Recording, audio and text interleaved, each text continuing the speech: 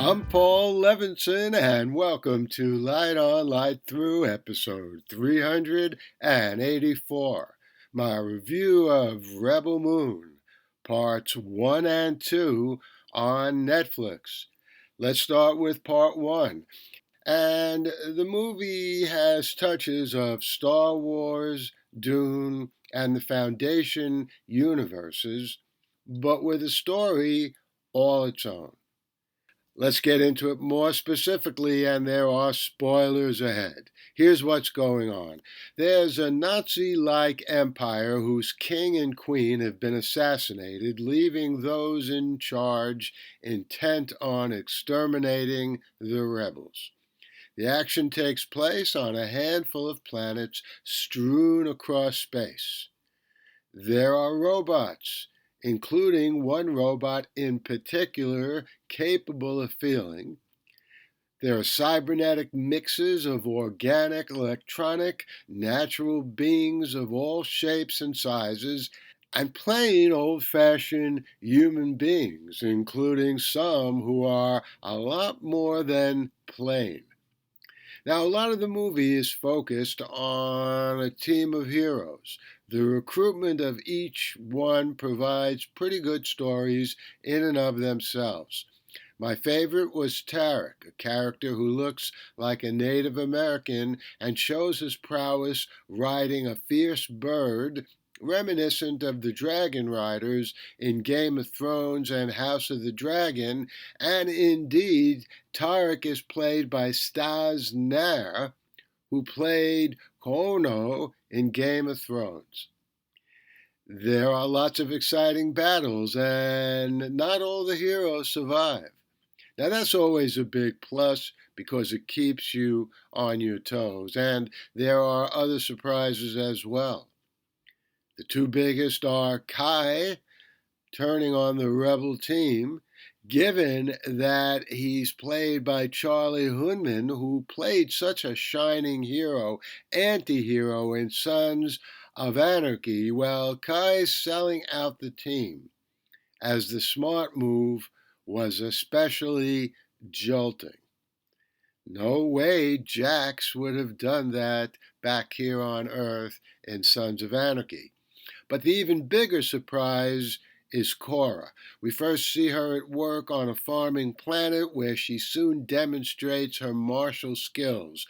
But by the time the movie is over, we're seeing on the screen one of the most effective fighters ever to take on dozens of fighters in rapid succession, and sometimes all at once. And we also learn at the end that Cora is actually Arthalaus, daughter of the tyrannical regent of the empire, Belisarius. Poor choice of name, by the way. It's too close to Belisarius, the real last great Roman general on our planet, who already provided inspiration for the name Belleriosi, the last great general of the empire, in Isaac Asimov's Foundation and Empire, and appearing in the second season of Foundation on Apple TV+.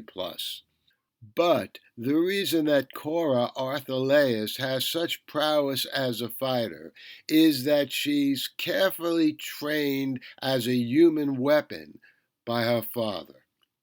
Now, the 2 hours went by very quickly, and my only regret when I saw this at the end of December 2023, that is just the past December, is that I couldn't see the second part of this movie right then and there.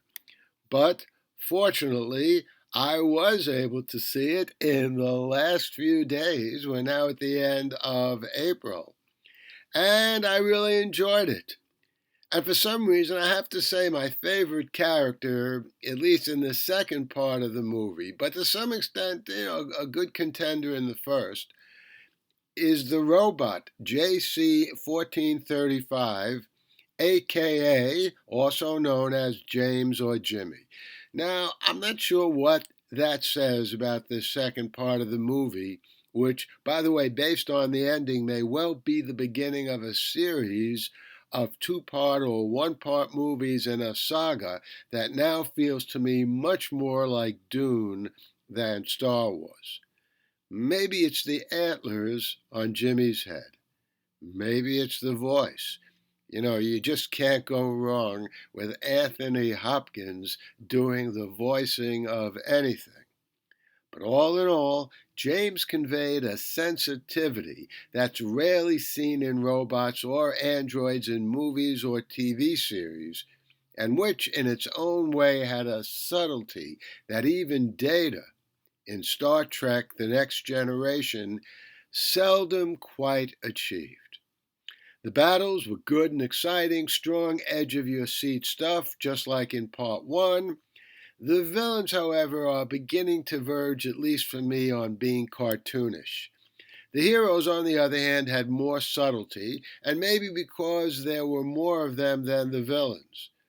Now, I warned you about spoilers earlier in this podcast review, but there'll be no further spoilers from here on in. I won't reveal anything more specific in this review at this point, but I will say that the way the second part of this two-part movie ended, which I hope will give rise to a series, well, it concluded with fewer heroes than it had at the beginning. The heroes in Rebel Moon, when they're not fighting Nazis, are harvesting grain, just like they do in Ukraine. Yeah, I hope we'll see more of this story. I like looking at the state of the human species at times like these, when we've gone way out into the cosmos and met other intelligent beings, some of them now deadly foes, others of them loyal friends. The problem with both Star Wars and Dune, and we can add Foundation to this list, is that if we've done any reading or watching over the years, we already know who the major characters are and who they will be. Sometimes we even care about them so much. We don't like it if they're substantially changed in the new treatment. At least I feel that way all the time. But Rebel Moon, even though it deals with very well-worn tropes, has a winning freshness to it. And that's why I'm totally aboard to see more movies whenever they come along. The Light on Light Through podcast. And I hope you enjoyed that review of Rebel Moon Parts 1 and 2. I'll certainly be back here next week with another review, or who knows, maybe an interview. In the meantime, stay safe, stay sound, and keep doing whatever you can to talking about heroes, those heroes in Ukraine fighting off the fascists from Russia who are attempting to take over their country. The Light on Light Through podcast.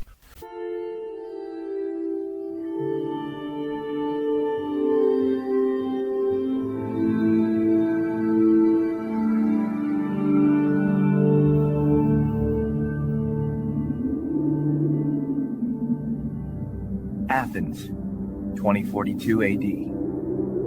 She ripped the paper in half, then ripped the halves, then ripped what was left again into bits and pieces of history that could have been. Sierra Waters had read once that, years ago, it was thought that men made love for the thrill, while women made love for the sense of connection it gave them. Curled Up with a Good Book says, Sierra Waters is sexy as hell. You can find out more about The Plot to Save Socrates by Paul Levinson at theplottoSaveSocrates.com.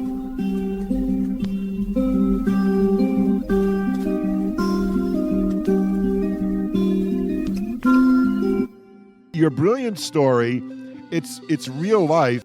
Paul Levinson Silk Code, about an ancient biotech war raging on in secret for centuries.